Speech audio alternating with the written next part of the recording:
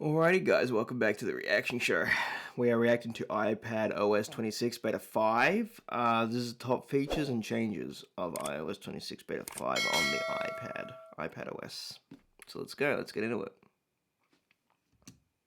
Well everyone, it looks like iPadOS 26 Developer Beta 5 is now out to test out, and we're going to go through all the changes, see exactly what nuanced details there are to really kind of highlight, and see if there's anything worth showing off, but most importantly, talk about the bug fixes, because I know that we are in a beta program, so a lot of performance issues and bugs should be happening during this testing period, but it has been relatively detrimental to my workflow, so I'm just hoping we do get some better overall stability. But without further ado, let's talk about iPadOS 26 Beta 5. Let's get into it. But now before we continue, definitely consider subscribing to the channel because it helps motivate us to stay up to date with these videos and make sure you guys are in the know in terms of what exactly is out from a beta perspective, so definitely subscribe down below. But now let's actually go in and see exactly what this beta build and beta size was. Well, alright everyone, let's get right into this, and as you can see here, I want to start off with the size of the build. We're at about 10 gigabytes on iPadOS 26 Beta 5. Far out, man, 10 gigs. M4 iPad Pro with 1 terabyte of storage, so 10 your mileage gigs. may vary on how big this is. I wonder how big the official update's gonna be. How old it is and things of that nature. It's gonna be like 20 gig update. Gigs and as high as 15 gigs, but this is what I'm dealing with, so give yourself at least 20 gigs of open storage to get this installed and installed correctly. And then if we go over here into our settings, go into our about, go into the iPadOS version, we're looking at about 23A5308 lowercase g. So we are getting closer and closer to the final public release, which should be in early to mid-September. We've already got leaks and rumors that it looks like September 9th is going to be the keynote, with September 18th being the final release day of the new iPhone. So September 18th? I thought it was September 15th. That's what it says on Google. I looked it up. It says September 15th. But I don't know. It could be wrong. It was on Google, so I don't know. Should be September 15th. But anyway, let's go. Somewhere between that time frame is when the public version of iPadOS 26 should be available to download for anybody that has an iPad. So in terms of what's new, we do get a bunch of new splash screens with some of the main applications in the Apple ecosystem. First and foremost is the Notes application. It lets you know exactly what's new with it, so you get the notes on the Apple Watch, your call transcripts that get saved into your Notes application when you're done with your calls, Markdown exports, which apparently is very important and very unique, and you have a few other handwriting things like a new pen tool and things of that nature. You also have a new one for freeform, so it says new iPadOS design, the Read Pen and handwriting upgrades so you can create traditional calligraphy with the Read Pen. You also have updates to image playgrounds to create better images from your drawings. It's pretty cool they do and that. lastly, they added scenes to jump to regions off the board and send a copy of your board to others and more. So just again, a lot of quality of life updates for freeform. We also got this new splash screen, which I thought was kind of funny. Oh, the App Store. Says, welcome to the App Store, a safe and trusted place to discover your amazing That's apps funny. and games. Because again, Apple, especially in the EU, has now allowed for side loading as well as third-party app stores, so they're really kind of putting their foot down saying this is a safe and trusted place to discover amazing apps and games. We also got a new splash screen for the music application, so it lets you know about the new auto mix, which is one of my favorite features of iPadOS and iOS 26 because it's almost baffling how good it is. You also have the lyrics and translation and pronunciation. Pin music to your library in the didn't know about the auto mix. So check out your month-by-month and year-end stats easily in the application. So unlike Spotify, where you have to wait till the end of the year to get your recap, you can kind of do this in real time with the music application.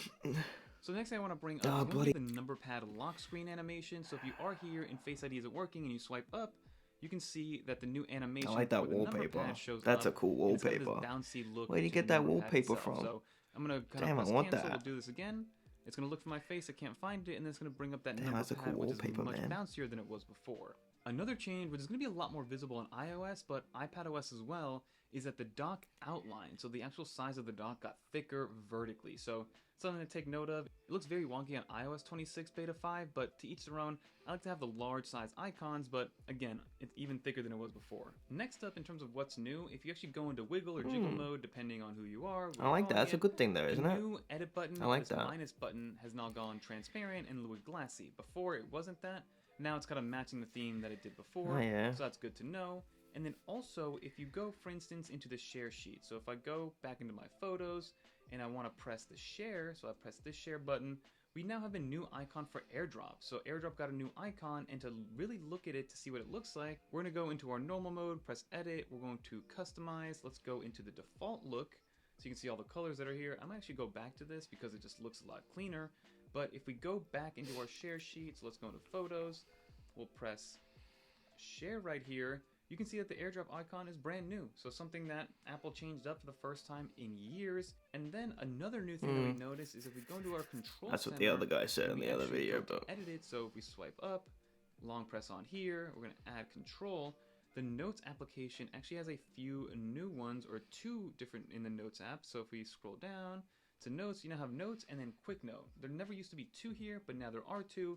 Something to take into account as well into the control center. And then to continue in the control center, which is kind of funny, just a UI change that Apple introduced, is if you try to swipe down, it actually stretches the control center, which it didn't do that before, and then it bounces back up. So as you can see, it does bounce. And the same thing goes with different portions. So for instance, if you press back on here, there's a new bounce effect in the settings, or whenever you go back into a different page. So again, just more UI changes, nothing kind of drastic happening here, just bug fixes and UI changes. Interesting. And then for me, the number one setting change that's been bothering me since the very beginning is going to be in the camera app. Again, this is a little bit more relevant in the camera app for iPhone, but if you go into your settings and go into the camera, there's a new mode switching mode at the very bottom, or a toggle. So classic mode switching, you can toggle it off and on. So to show you guys what that means is, if I go into the camera application, if I want to toggle between the different modes, you have to swipe up or swipe down. So if I swipe down, it actually swipes it up. If I swipe up, it actually swipes it down. And I actually wanted the reverse. So if I go into my settings, go into this classic mode switch, then go back into the camera application. Now if I swipe up, it'll take me to video. If I swipe down, it'll actually go in the direction that I want it to go. So that is a new I like that. That's better that way. Apple forewent until now, but I'm very glad that they brought that back. That's better. I would get very confused and very annoyed when I would try to swipe one way on my iPhone camera and it would take me the other way. But those are all the new changes that we saw with iPadOS 26 right now. Again, nothing too crazy, but the last thing I do want to bring up is going to be battery life. So if we go into battery life, you can see that I'm at 24% right now. It gives you my suggestions. But in terms of overall battery usage, we have about an hour and 35 minutes of screen on time and 2 hours and 33 minutes of screen on time for today. But on a day like Wednesday, we had 3 hours and 46 minutes. I used up about 78% of the battery. So again, when I use it for what I use it for, which is going to be the LumaFusions, ChatGPTs, Orion, which allows me to play video games on here with my Xbox directly plugged in. These are all pretty task intensive, right? I'm not really just sitting here browsing Safari too much. I do on occasion, but my use cases here are mostly task intensive, meaning I'm going to get about 6 hours of battery life, maybe 8 hours depending on how I use it. But if you really want to push it, you can definitely get 10 to 12 hours of battery life on a full charge if you know what you're doing from a battery consumption standpoint. So here, 2.5 hours of screen on time, 10 hours of screen off time, and that only took up about 50% of my battery, but I'm very happy with the battery life overall. In terms of what needs to be improved, the one thing that does need to change in the settings application is if we go into our general or go into where it says screen capture, I think Apple should get away with this HDR format because I really think it changed what it meant from a codec standpoint of what a screen recording is recognized as when you are using it in editing softwares. Again, very niche situation, but overall, I guess stability for day-to-day use has been great. Battery life has been pretty decent.